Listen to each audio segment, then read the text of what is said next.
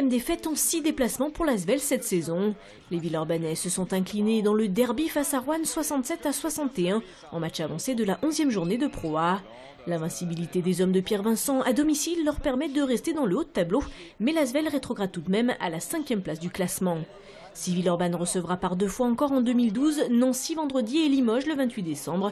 Une remise en question sur le manque de discernement de l'effectif à l'extérieur sera forcément nécessaire avant le déplacement dans 10 jours à Gravelines. De son côté, Tony Parker a déclaré être à l'Asvel pour y rester, de quoi peut-être apporter un peu plus de sérénité dans les rangs villeurbanais.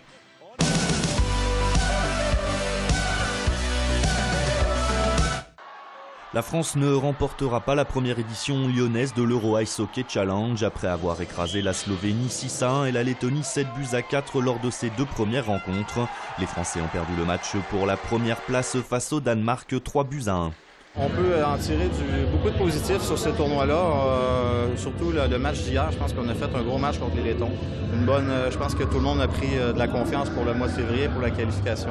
Car ce tournoi lyonnais faisait office de répétition générale avant le grand rendez-vous dans 2 mois à Riga, le tournoi de qualification aux Jeux Olympiques de 2014 qui se dérouleront en Russie. Des Jeux Olympiques que la France, actuellement 14e nation au classement mondial, n'a plus disputé depuis 2002. J'ai eu la chance d'y goûter en 2002 et quand on y a goûté, on a envie qu'une chose, c'est d'y retourner. Le staff et les joueurs, c'est notre objectif depuis qu'on s'est fait éliminer en slow il y a 4 ans. Du côté de l'organisation, l'objectif c'était de transformer le Palais des Sports de Gerland en une patinoire capable de supporter 3 jours de compétition internationale et faire venir un maximum de Lyonnais. On a près de 16 000 spectateurs sur la semaine, donc il y a quand même peu d'événements sportifs aujourd'hui qui réussissent à rassembler autant de monde. Donc c'est un bilan encourageant et surtout qui ouvre les portes à de nouvelles perspectives. Ces perspectives, ce serait de s'inspirer du rugby et de délocaliser certains matchs de championnat du Lyon Hockey Club au Palais des Sports. Affaire à suivre. Le VHA termine l'année sur le fauteuil de leader. Les Villeurbanais rejoignent la première place du classement de National 1 après leur victoire 29-25 face à Nice. Pourtant, rien n'était joué d'avance. Résultat, une victoire serrée à la fin du match. Je suis content parce qu'on a gagné. On a retrouvé en même temps la première place parce que Nanterre a battu Belfort. Alors, bien sûr que je suis content. Après, dans le match, moi qui suis coach, toujours je vais trouver des failles qu'on a fait. Après 2 victoires consécutives, les Villeurbanais veulent mettre de côté la pression et la fatigue pour mieux continuer le championnat. La priorité, ça va être la trêve, le repos, décompresser un petit peu, changer un peu d'air pour certains et revenir recharger à bloc. Comme l'a dit le coach, on recommence la saison, les matchs retour assez tôt dans la saison. Les handballeurs du VHA retrouveront le terrain le 12 janvier prochain pour accueillir Nanterre avant de se déplacer à Ajaccio et Grenoble.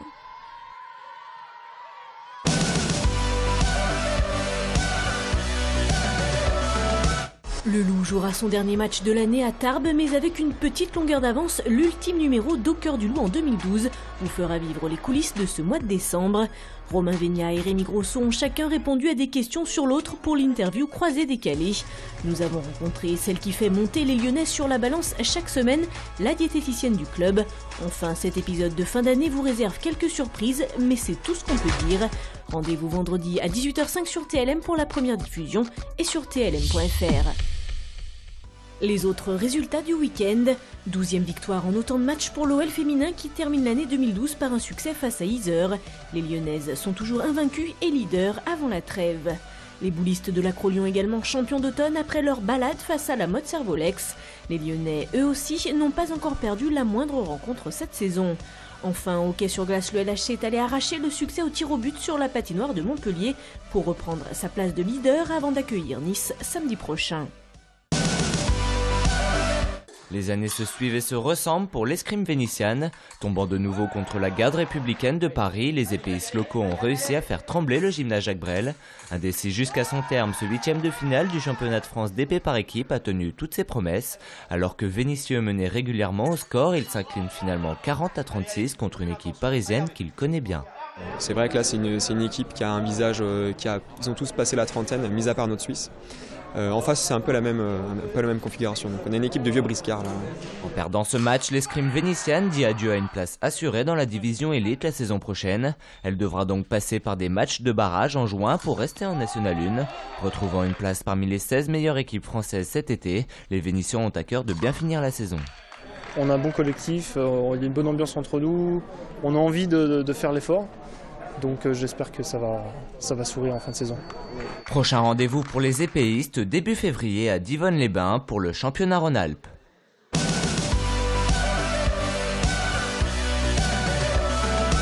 Douzième édition du Cross des Papillotes. Samedi, 700 licenciés d'athlétisme rhône-alpin se sont déplacés à Saint-Maurice-de-Bénaud.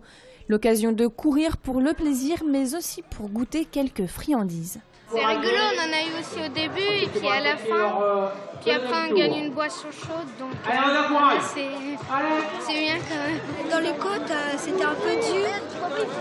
Et après dans les virages, c'était serré.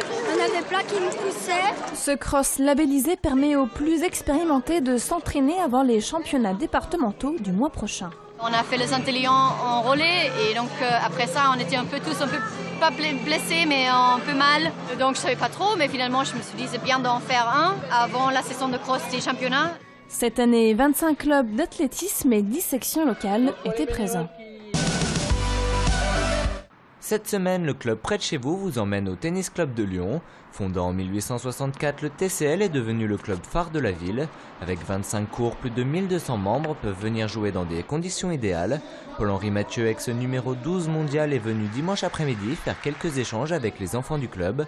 Le tennisman garde un bon souvenir de la ville puisqu'il a remporté en 2002 le Grand Prix de tennis de Lyon. Mais il n'est pas venu ici par simple nostalgie. C'est important de pouvoir échanger avec eux, qu'ils puissent nous voir, discuter, poser des questions, signer des autographes, avoir une proximité avec eux et que ça leur donne envie de devenir joueur de tennis. Cette journée pédagogique aura certainement donné encore plus de motivation aux plus jeunes. C'était là tout l'objectif du club. L'objectif, c'est que tout le monde joue au tennis.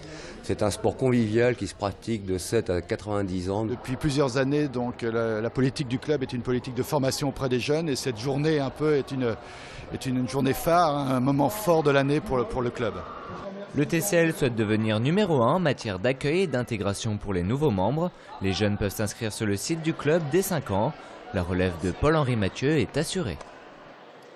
Si vous aussi vous souhaitez faire parler de votre club ou association, n'hésitez pas à nous envoyer toutes les infos à cette adresse mail. C'est la fin de cette émission, vous avez maintenant la parole pour le temps additionnel. Je voudrais faire un coucou à nos grands-parents qui sont pas venus malheureusement. Et merci à TLM. Et coucou à Clément et à Maël. Bonjour aux grands-parents de la salle d'escrime de Vénissieux. Philly hat gerade den ersten Platz gewonnen. Super! Coucou Eva, j'ai gagné le premier place du cross. Salut! Coucou à toute l'équipe d'escrime de Morlan. Pour Emmanuel, notre entraîneuse de l'ESL qui nous a beaucoup encouragés et on veut la remercier. Vive le